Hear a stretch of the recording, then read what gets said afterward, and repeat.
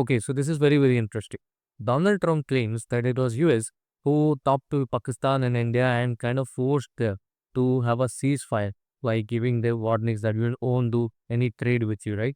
And now this is China who has put out a tweet saying that it was China who talked to Pakistan and India and helped them bring out a ceasefire, a de-escalation in the war. And now India says that it was an internal affair between Pakistan and India, and in fact it was Pakistan who requested them to de-escalate the war, and that was the reason India agreed to pause in the military actions. So I don't understand why every country wants to take credit for this ceasefire. But one thing is very clear: no one cares about India's fight against terrorism.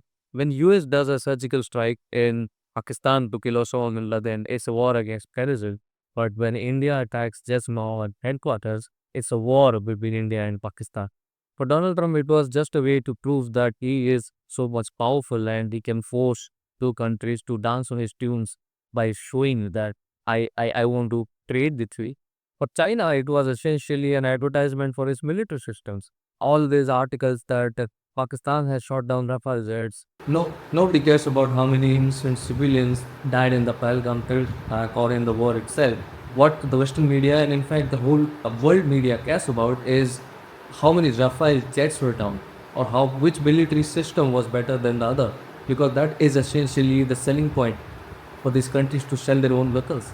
That's all that the world is concerned about, not India's self-interest, not the war against terrorists.